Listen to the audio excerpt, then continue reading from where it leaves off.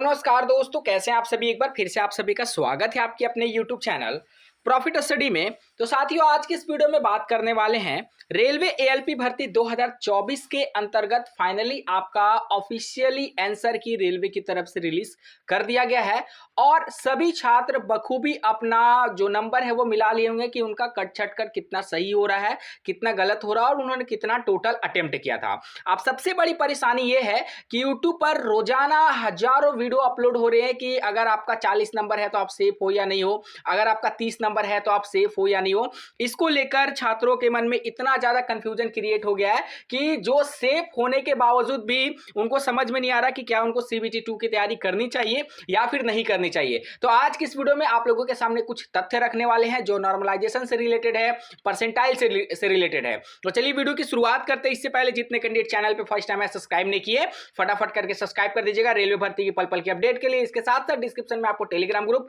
WhatsApp group का link मिलेगा, जरूर से ज्वाइन कर लीजिएगा। हर तरह का लेटेस्ट इंपॉर्टेंट अपडेट कंटिन्यू आपको वहां पे देखने को मिलते रहते हैं। साथियों, आप लोग को पता है कि फाइनली 25 नवंबर 2024 के डेट से एएलपी का एग्जाम यहाँ पे शुरू हुआ, जो यहाँ पे 29 नवंबर 2024 तक चलने वाला है। लगभग एक दिन के बाद यहाँ पे एएलपी एग्जाम समाप्त हो जाएगा। तो जिन भी छात्रों का लगता है उनका एएलपी सीबीटी 1 क्लियर हो जाएगा, उनको सीबीटी 2 की तैयारी अभी से ही शुरू कर देनी चाहिए। तो सीबीटी 2 की तैयारी बेस्ट करने के लिए आज के इस वीडियो में आप लोगों के लिए किरण पब्लिकेशन की बुक लेके आए हैं, जो आपका यहाँ पे रेलवे जो प्रीवियस ईयर आपका एग्जाम हुआ था रेलवे स्टेज 2 एएलपी के अंतर्गत basic science and engineering drawing का आपको बहुत बड़ा सिलेबस का वेटेज रखता है, जिसका ऑफिशियली पैटर्न लेटेस्ट पैटर्न के आधार पर जितने भी यहाँ पे टॉपिक आए हैं आपके सिलेबस में इंट्रोड्यूस है, उन सभी सिलेबस को मद्देनजर रखते हुए आप लोगों के लिए एक बेस्ट बुक तैयार किया गया है। यह बुक आपको हिंदी और इंग्लिश दोनों माध्यम में उपलब्ध है। वहीं जब कंटेंट की बात करोगे तो बुक को परचेस करने के बाद आपको देखिए इस तरह का इंटरफेस आएगा, जहां पे सबसे पहले आपका जो भी यहाँ पे चैप्टर वाइज है वो सारा चैप्टर वाइज आपको इंजीनियरिंग ड्राइंग का एक एक मटेरियल, एक एक स्टडी मटेरियल आपको यहाँ पे देखने को मिलेगा। और सबसे बड़ी बात यह है ना कि जब आप पूरा थ्योरी पोर्शन को कंप्लीट कर लोगे तो प्रीवियस ईयर में जितनी भी यहाँ पे क्वेश्चन आया था वो सारा का सारा आपको देखिए यहाँ पे देखने को मिलेगा कि पर्टिकुलर कौन सा शिफ्ट में, कौन सा डे में, कौन सा यहाँ पे क्वेश्चन जो है देखने को मिला था। तो इस बुक को खरीदने के लिए डिस्क्रिप्शन में आपको लिंक मिलेगा, नहीं तो नियरेस्ट बुक स्टोर पर जाकर इस बुक को परचेस कर सकते हो। तो देखिए साथियों, रेलवे की तरफ से ऑफिशियली आपका आंसर की ऑब्जेक्शन को लेकर नोटिस जारी कर दिया गया है। आई होप ये बात आप लोग को पहले से पता है कि आपका 5 दिसंबर से आंसर की का प्रोसेस शुरू हुआ था और ऑब्जेक्शन का भी प्रोसेस आपका 5 दिसंबर से शुरू हुआ, जो लास्ट आपका चलेगा 10 दिसंबर सुबह 10 बजे तक। अगर आपको लगता है कि आपने जो जवाब दिया है वो सही है, फिर भी रेलवे अगर उसे गलत मान रहा है तो आप उसके लिए ऑब्जेक्शन कर सकते हो। एक क्वेश्चन का ऑब्जेक्शन करने के लिए 50 रुपया चार्ज किया जाएगा। अगर आपका ऑब्जेक्शन सही होता है तो आपको 50 रुपया रिफंड कर दिया जाएगा, और अगर आप जो ऑब्जेक्शन करते हो वो गलत होता है तो 50 रुपए आपका रिफंड नहीं किया जाएगा। सिंपल और साधारण सी बात। अब सबसे बड़ी उलझन है, अब सही से समझिएगा सभी छात्र, कि जिनका कम नंबर बन रहा है काट छाट के, जिनका बहुत ज्यादा गलत हो गया है, ठीक है। अब यहाँ पे रॉ मार्क्स कम बन रहा है, किसी का यहाँ पे 25 बन रहा है, किसी का यहाँ पे 30 बन रहा है, किसी का यहाँ पे 35 बन रहा है और किसी का यहाँ पे 40 बन रहा है, ठीक है। सभी छात्र यहाँ पे कंफ्यूजन में पड़े हुए हैं कि क्या करना चाहिए, क्या नहीं करना चाहिए। तो देखिए साथियों, सबसे पहला बात कि चाहे आपका 25 नंबर बने, 30 नंबर बने, 35 नंबर बने या फिर 40 नंबर बने, ये ऐसा प्रोसेस था जो ऑलरेडी बीत गया है।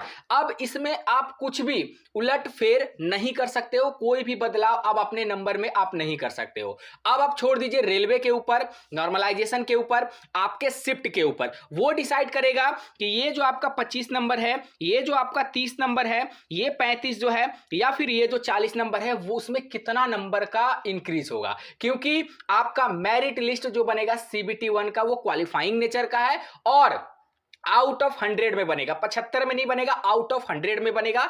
इसके बाद सबसे बड़ा फैक्टर यहां पे होता है रेलवे में नॉर्मलाइजेशन का। नॉर्मलाइजेशन एक ऐसा फैक्टर है जो यहां पे किसी स्टूडेंट का सिलेक्शन का संभावना नहीं होने के बावजूद भी नॉर्मलाइजेशन फैक्टर अगर यहां पे चलता है तो उसमें पर्टिकुलर उसका सिलेक्शन हो जाता है। ऐसा भी बहुत बार जो केस है वो देखने को मिला है, चाहे हम ग्रुप डी का बात कर ले, एनटीपीसी का बात कर ले, जो पिछला भर्ती आई थी, ठीक है। अब सबसे बड़ी सवाल है, इसको लेकर सभी परेशान है। अब इसमें बहुत सारे छात्र ऐसे भी होंगे जिन्होंने एएलपी के साथ साथ टेक्नीशियन का पेपर दिया हो, टेक्नीशियन का भरा होगा, जेई का भरा होगा, ठीक है। उसके बाद आपका आरपीएफएसआई कांस्टेबल का भरा होगा। तो एक एग्जाम मान लीजिए कि अगर आपका एएलपी में कम नंबर आ रहा है तो कम नंबर के यहाँ पे विषय में बार बार वो लोग सोच रहे हैं, तो ये कम नंबर के कारण आपका आगामी जो एग्जाम आ रहा उस पे भी आपका इफेक्ट पड़ रहा है। ठीक है, देखिए मान लीजिए कि एलपी में कम नंबर आ रहा है, चाहे आपका सिलेबस पूरा नहीं हुआ होगा या फिर आपका शिफ्ट में सर्वर का प्रॉब्लम होगा, किसी भी कारण से अगर आपका एलपी में कम नंबर आया तो उसका वसूलने का समय है आपका टेक्नीशियन में। टेक्नीशियन में आप अच्छा परफॉर्मेंस कर सकते हो, जेई में अच्छा परफॉर्मेंस कर सकते हो, क्योंकि मैक्सिमम कैंडिडेट जो है टेक्नीशियन का फॉर्म भरे होंगे एएलपी वाला, और मैक्सिमम कैंडिडेट जेई का भी फॉर्म भरे होंगे। ठीक है, तो जो बीत गया उसके बारे में आपको बिल्कुल भी नहीं सोचना है, इसको सोचकर परेशान नहीं होना है। ऐसे क्या होगा कि आगामी जो आपका एग्जाम आने वाला है, चाहे एएलपी का होगा, जेई का हो, आरपीएफ एसआई का हो, वो एग्जाम पे भी इसका इफेक्ट ना पड़े, इसीलिए अब आपको एएलपी के बारे में बिल्कुल भी नहीं सोचना है। परंतु इसमें अभी भी उम्मीद बचा हुआ है, ऐसा नहीं कि पूरा 100% जिसका 25, 30, 35, 40 बन रहा है उसको क्विट कर देना है, ऐसा बिल्कुल भी नहीं करना है।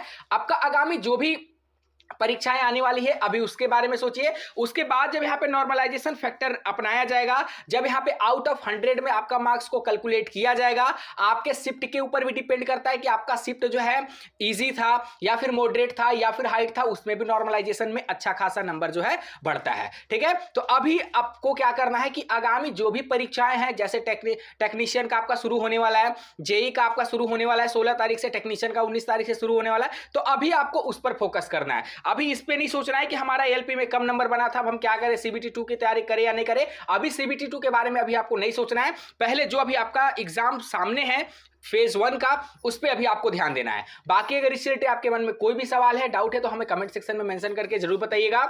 आज के लिए इतना ही, फिर से मिलेंगे आपसे नई भर्ती नई जानकारी के साथ, तब तक के लिए जय हिंद जय भारत।